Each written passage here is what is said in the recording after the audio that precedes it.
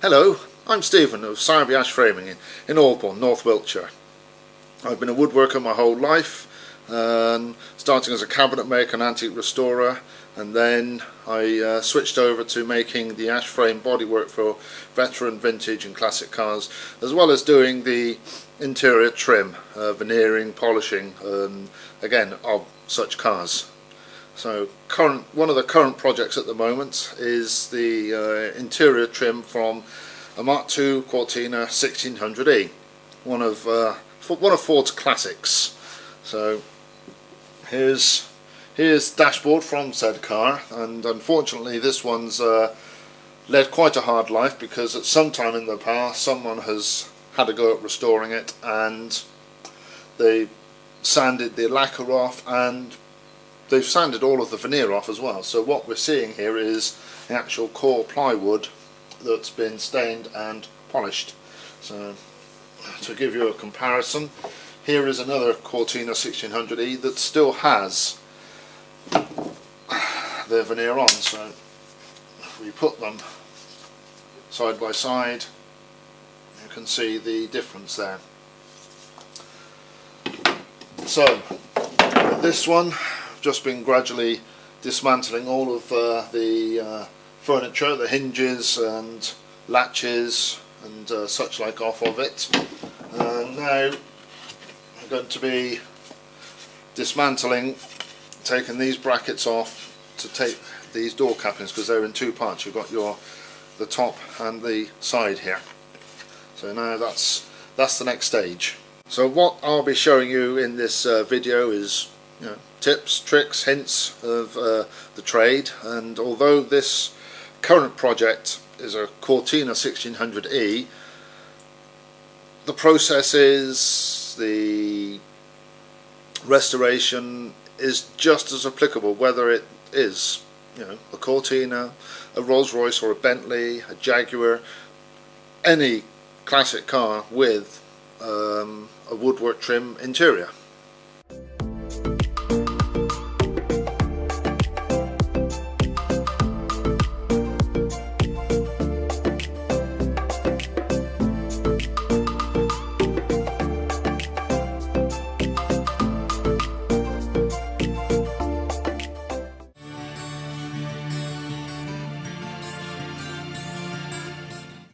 So now the dismantling has all been done, it's now time to remove the existing finish.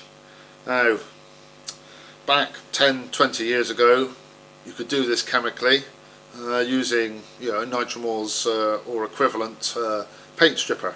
Well, environmental concerns being what they are these days, the manufacturers have had to adjust their formulas so that there's less volatile organic compounds being released, so they're not as strong as they used to be.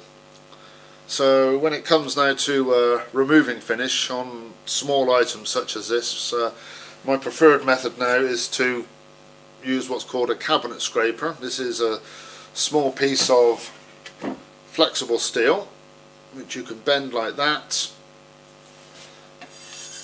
scrape the finish off, and that will remove the finish, and then basically it will just need a light sanding. So I have nailed on a stop each end of the door capping to hold it in place. I'm leaning on it to help as well, because I don't want to put a cramp on this, because I don't want to put a bruise in the door capping. So I've got that fixed down as firm as possible, and with my cabinet scraper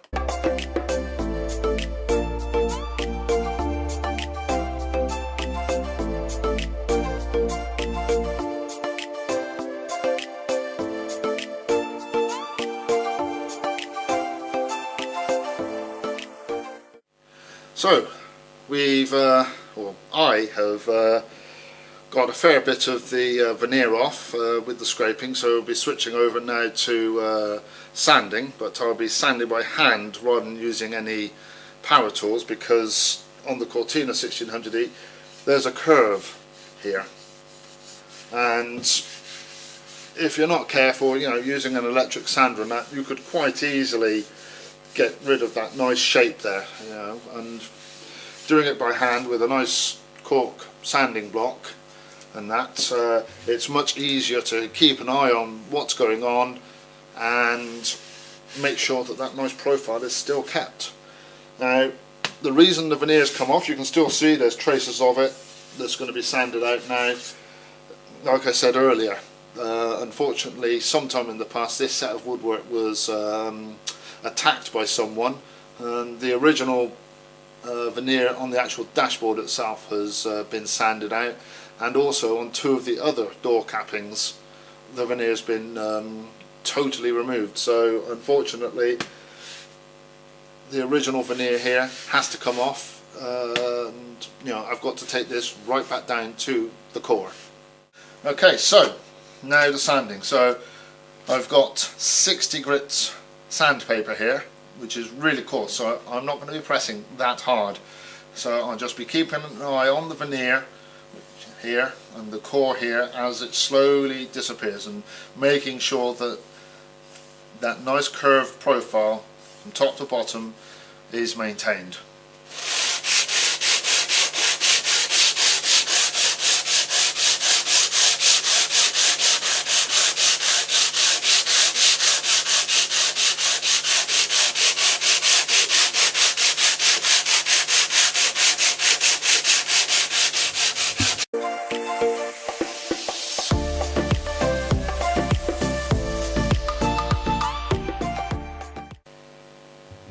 So this door capping now has been sanded, ready for veneering. As you'll notice, I haven't done the edges yet. I'm going to be taking that over to my other bench, putting that in the vise and carefully doing that there so that I can maintain this nice sharp profile on these bevels here, you know, rather than just doing it freehand. So the initial sanding, once I'd finished the scraping, was done with 60 grit, and then you will have seen I swapped over then to 150 grit, and that's more than enough for the veneering process when that comes round.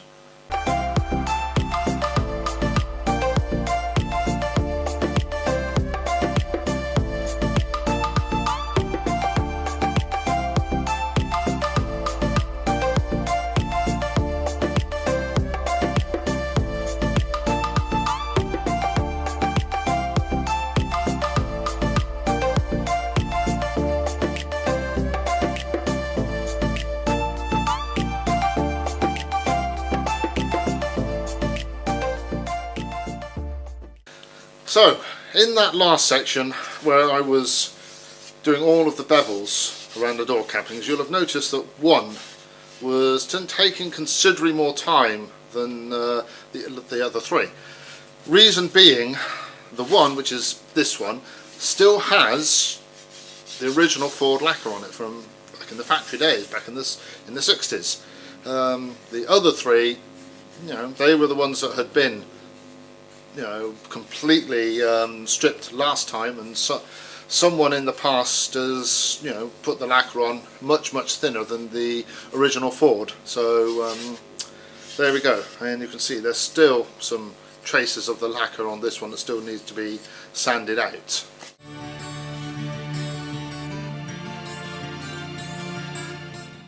So now that the door cappings and dashboard have been prepped for veneering, it's now time to start the veneering process. So if we pan the camera down, the two door cappings,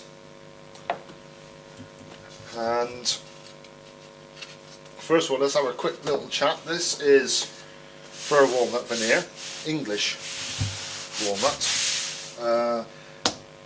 This veneer was actually selected by the Jaguar factory when they were running a trim shop up at Castle Bromwich. Sadly they've now closed that trim shop down, and my veneer supplier in London informed me that they had some books of veneer from the Jaguar factory and advised me to come up and have a look. So went up, had a look, absolutely fell in love with it, because you know the grain is absolutely stunning. If we hold that up, hopefully that will show up nicely there. Yeah, so absolutely gorgeous, gorgeous veneer. Now, if we lay the door cappings on there, you can see we can get kind of 2 strips off of this one leaf. But as this is burr walnut, it's not going to look so nice if you do that. It's going to be much better if you do what's called book matching. So we lift this leaf of veneer up and we go over like so. That way the patterns flow together.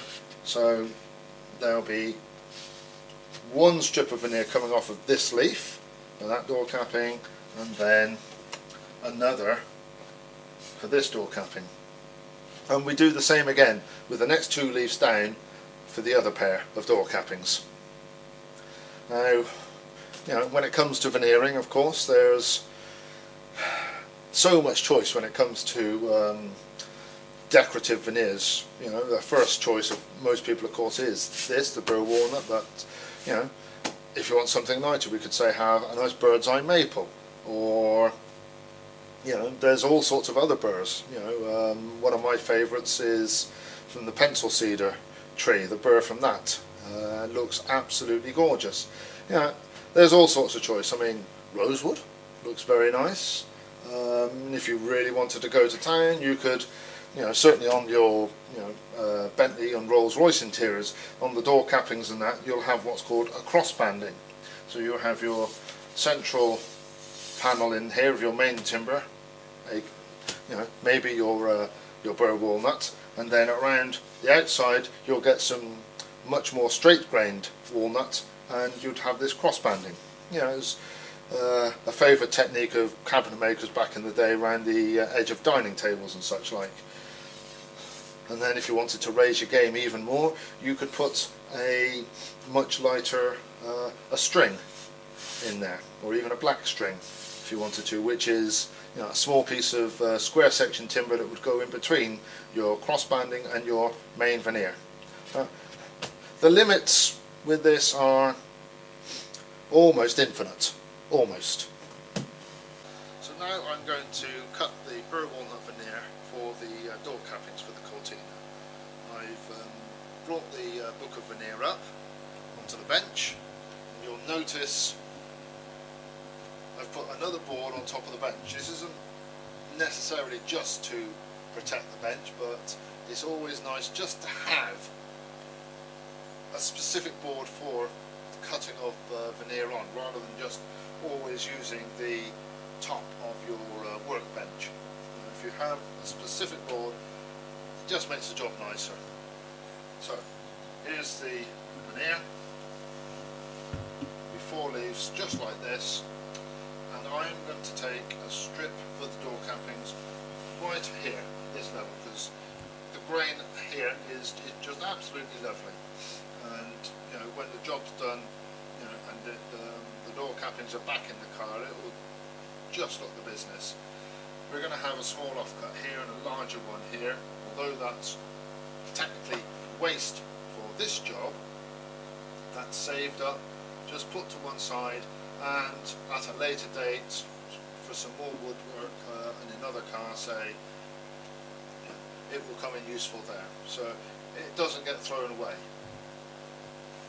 So now we'll take the 4 leaves,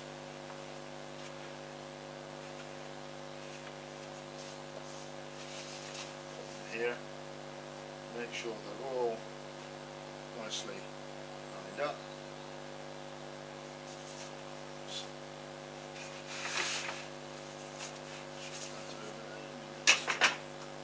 Straight edge prepared.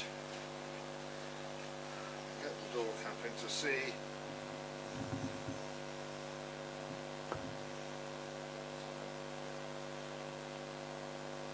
That's the nicest there. Shift that.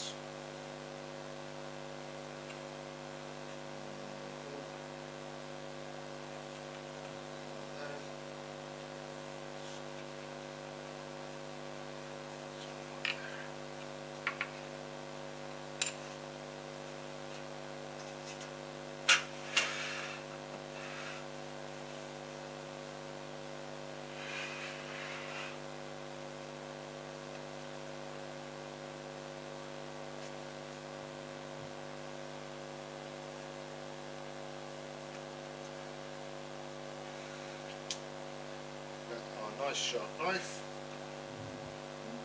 We're not trying to do all four in one go.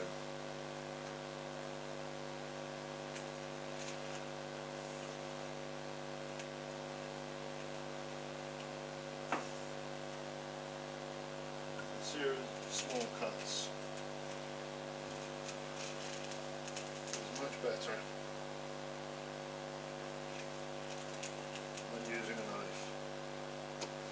If you have access to a veneer guillotine, that's the way to go. If you don't, then a nice sharp knife.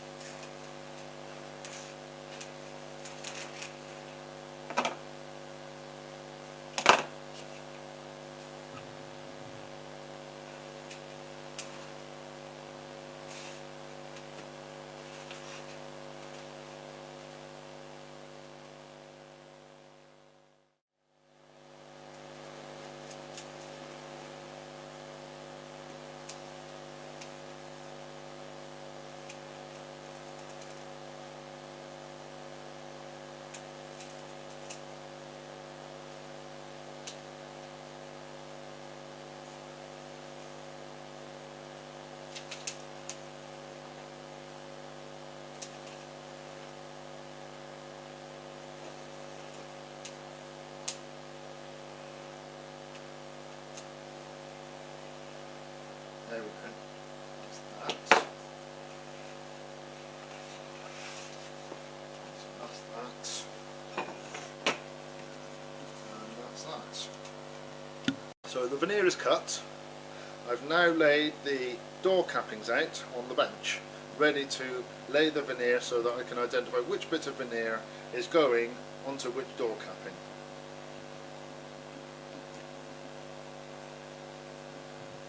So we have the front and the back of the car, and the offside and the near side. So taking these two pieces, and then we put one like that, and then the top one flip over so that the grain is matching like so.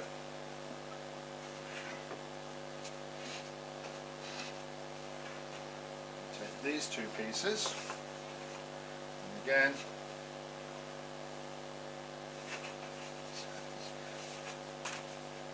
flip them over so again the grain is matching like so, and also we are matching that way as well, front and back.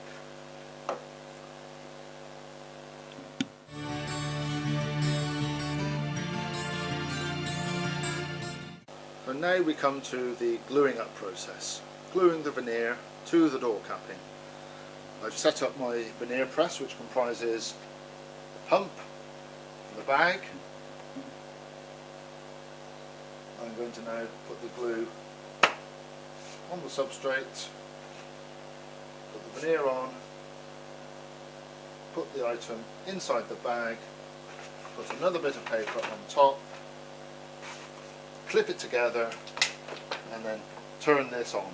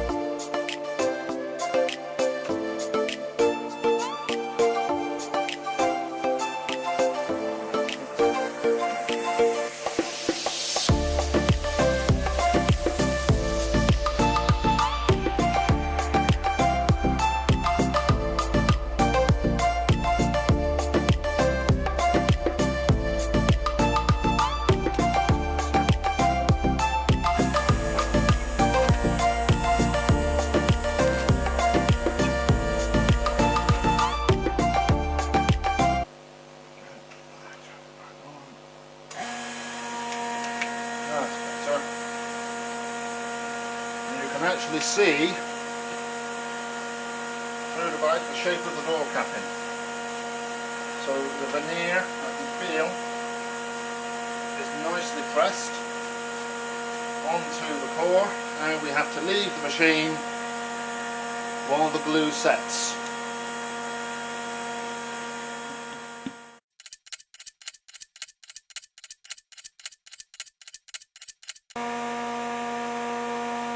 And by the magic of television, 45 minutes have passed, so now I'm going to turn off the vacuum pump. So, let's see.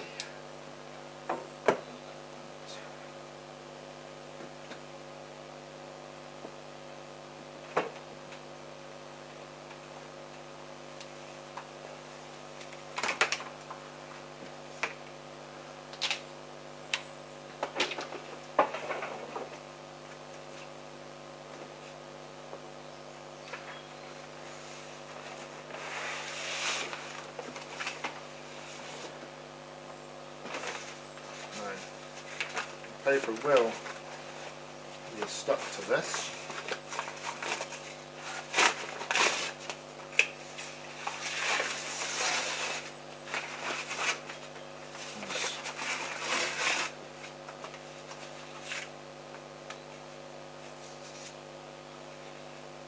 So there we go. One door capping, veneered, ready for the excess to be trimmed off. So here's the door capping that was glued and veneered previously. I've done some preliminary sanding to get rid of the paper, but as you'll see there's still traces here that still need to be sanding, but that can wait till later. I'm now going to get ready to glue the second one up, so I want to now double check the positioning of the veneer before it goes into the press. So we'll pan down and have a look.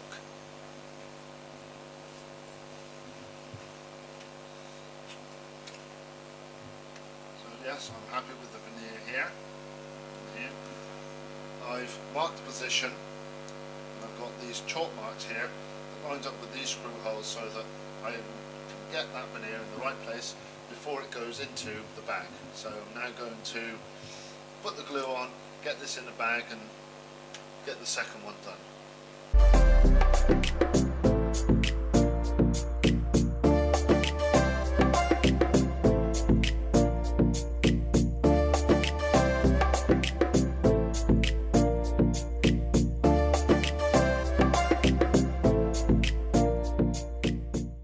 So after veneering the door cappings, now it's the turn of the dashboard, and slightly more complicated procedure here because this time there's actually got to be a joint in the veneer. So I want my joint right in the middle, which is nicely facilitated by the screw hole in the Cortina 1600E. I'm going to be taking two leaves and then book matching them right in the middle so that the pattern on this side matches the pattern on this side. And because of the nature of the veneer press, I can't put this dashboard in the correct way up because it's round at the back and it's going to rock and this, that and the other. So we have to turn it over, put it in the press so the press can push down and we get a nice surface. Now I want to make sure that this bit doesn't move when it goes in the press. So I'm going to carefully line up with the screw holes, make sure there's a nice even gap, and then with masking tape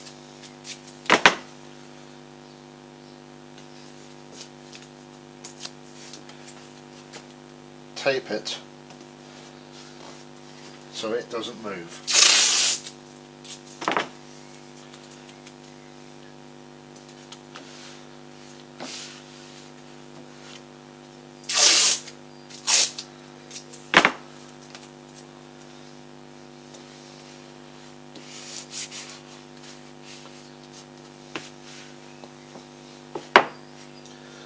now that's going to go in the press, and that's going to stay nice and level. So just check, make sure that the gap is even. That is, the hinges line up. So yeah, there we go. So now I'll just put that there. I'm going to bring 2 leaves of the book. I have the 2 leaves of veneer here on the board, dashboard on top. I've marked how wide I want it to be. I have marked where the joint's going to be. So now I'm going to get this cut and have the 2 pieces of veneer jointed together, ready for then going into my veneer press. One thing I'd like to talk about is tape. Don't use masking tape for your joints. Use gummed tape like this, or proper veneer tape, so that you don't end up with any glue residue from masking tape on there. Make sure you get, like I say, gummed tape that you have to moisten and then stick down.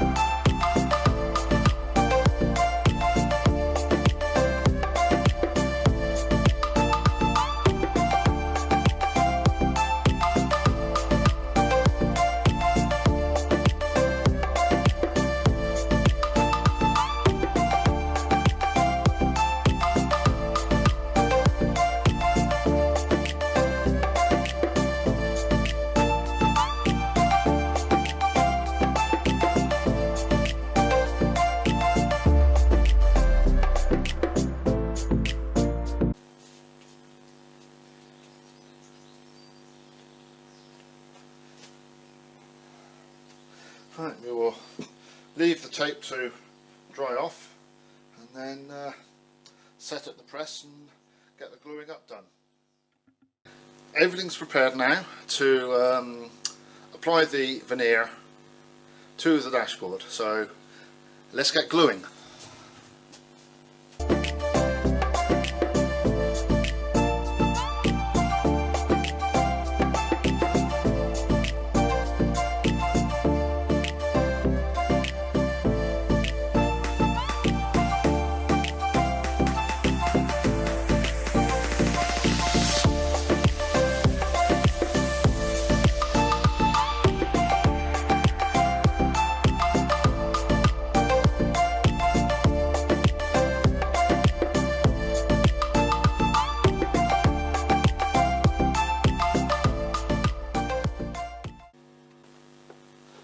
Sure that the piece is central, also on the backing board.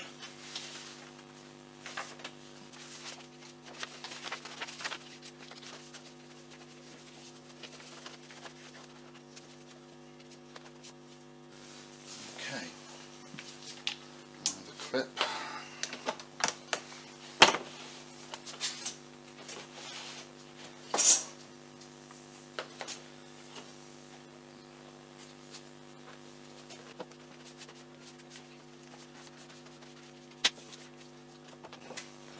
Right on. Turn.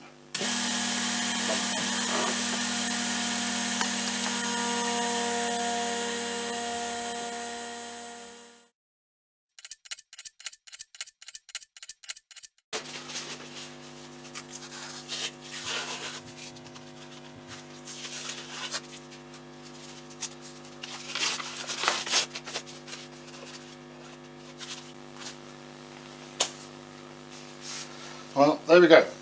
It's on.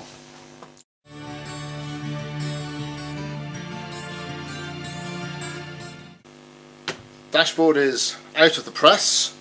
Glue is dry, so now, with the aid of an extremely sharp knife, it's time now to trim all of the excess. I'll start with the glove box lid.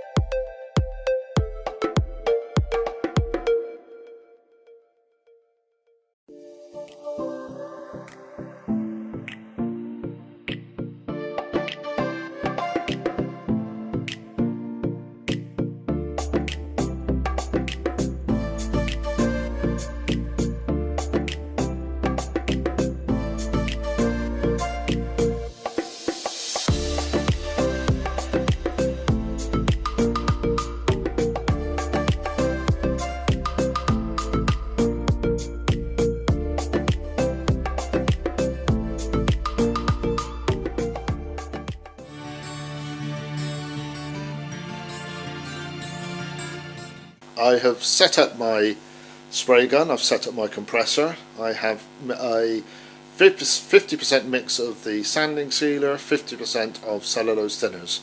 Now if you don't have professional spray equipment, an equally good finish can be done by a good quality varnish in a tin with good quality brushes. Again, you're going to have to allow longer for drying off, and you will need to cut back between each coat, and it will be a longer process. Alternatively, you can certainly get the products I'm using, the cellulose lacquers, in ready-made spray cans, just as you would with various car paints and what have you. So all the items, the door cappings, the dashboard, glove box lid, have been veneered. They've been sanded now, ready for the polishing process to begin. So I'll put one coat of cellulose sanding sealer on to seal the wood. It does what it says, it's a sanding sealer. I'll cut that back with some fine grade abrasive paper. Then once the sanding sealer is on, I'm going to then apply 6 coats of cellulose base coat. In between each coat, letting it dry and cutting back again with a fine abrasive paper. If you're going down the route of spraying like I have, even with using spray cans, you must make sure you do it in a well ventilated area. I've got a nice spray booth, which makes life a lot easier. Again, the other thing to bear in mind when spraying is wearing some safety coveralls, and also, most importantly, a really good quality face mask that ensures you don't breathe in any fumes, because you don't want to be breathing this stuff. It really isn't good for you. So please wear your protective gear, including gloves.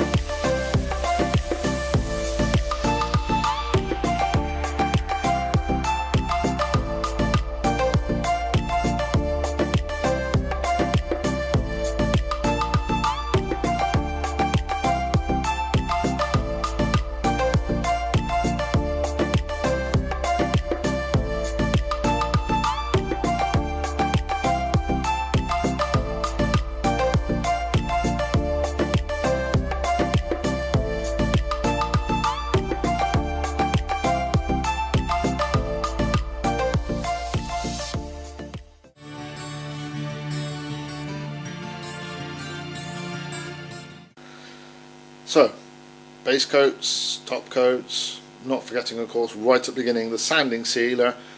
All the cellulose, various coats have been applied. The woodwork has been left in a safe place to cure off for 5 days, just in order to allow for the next process, which is the burnishing back, to proceed safely without ruining anything. Again, I will start off with some extra fine abrasive. This has a Velcro pad, so you can apply it to a machine just to do its thing. Once that's done, we get to this extra fine cutting compound. Absolutely wonderful stuff. And once this is put on, the level of and depth of shine is truly remarkable. So there we go, let's get going. So now it's time for the elbow grease stage, and the more elbow grease you've got, frankly, the better. If you feel brave enough and you want to use mechanical means for doing this, feel free, but you still need to use a fair bit of elbow grease.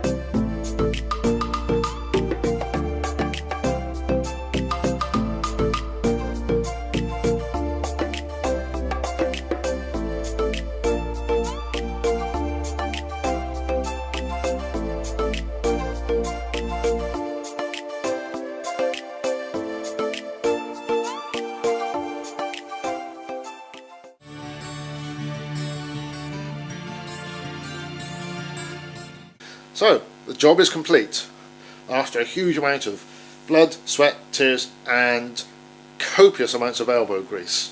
And when you come to this final stage, when you're doing the burnishing, constantly check. Don't keep going at it hammer and tongs, hammer and tongs. Do some, stop, check, carry on.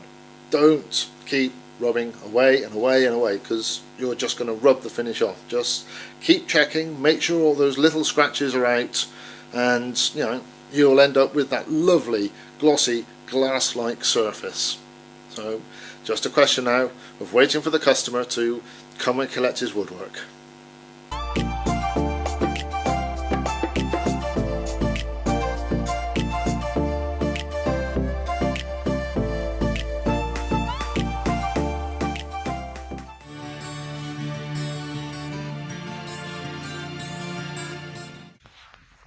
This is a quick short video showing you the wood I've had done on my Cortina 1600E by Stephen Sowerby of Sowerby Ash Framing, and just look at this first class job he's done.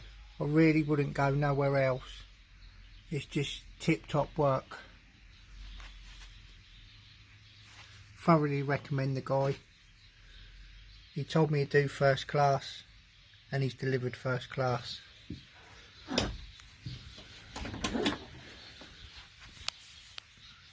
Just look at that. Absolute professional. It's made this car look like a Rolls Royce. Worth every penny, and a true craftsman. And that's Sowerby Ash. Just brilliant. Hi everybody. This is a Mark VI Bentley, bodied by Freestone and Webb in 1950. The car originally went to the States in 1970 and come back to England in the late 80s. The car required a lot of work and it needed some repairs done to the interior woodwork, where I kindly asked Stephen from Sowerby Ash Framing if he could take a look for me.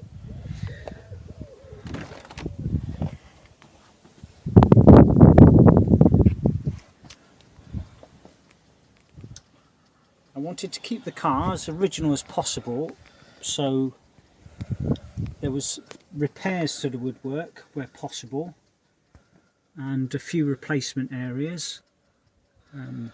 Where it was in the States, the car come back with some lovely fashionable fablon attached to the glove compartment and the driver's fascia, which obviously wasn't very fitting for the car.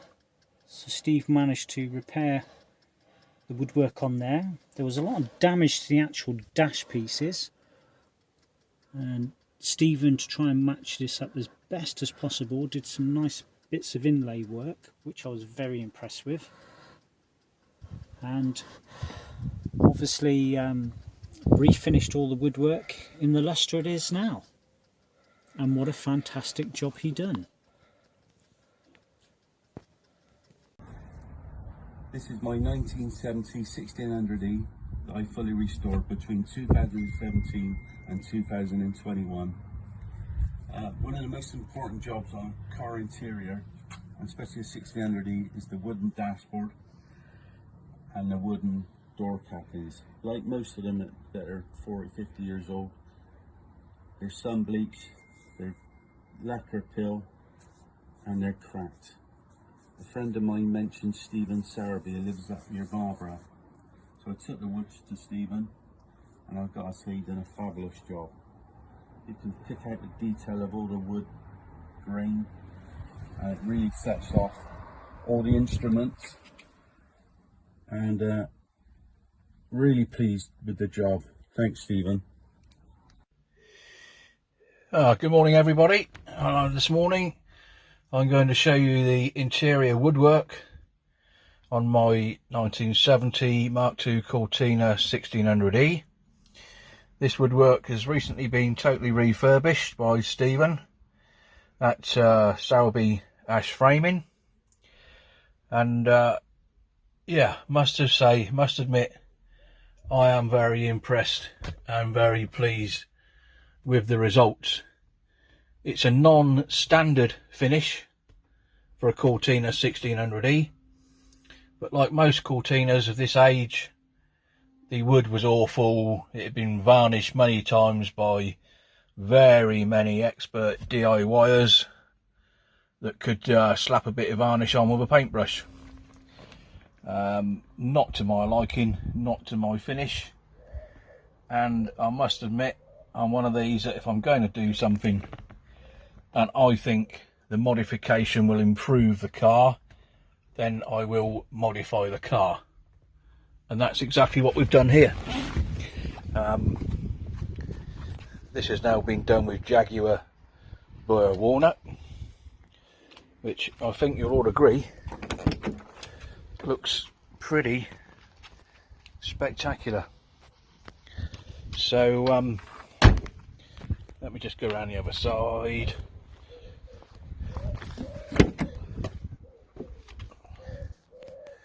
So there we are. There are the results of Stephen's work, of which I think you'd have to be a fool to not appreciate the work.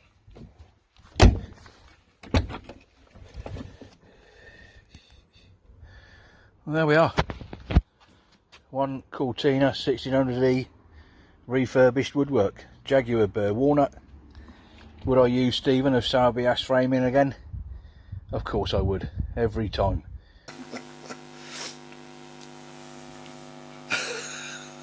That's all, folks. There's no more, not even an encore.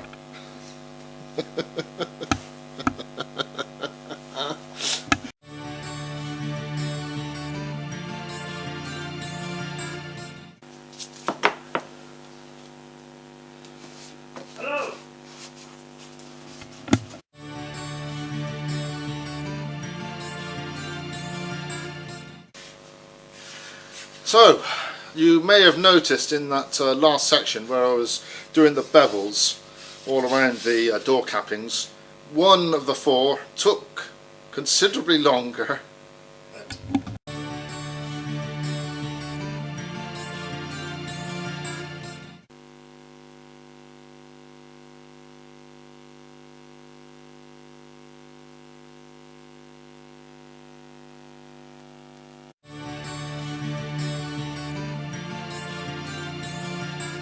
Dry and cutting back again with a fine abrasive paper.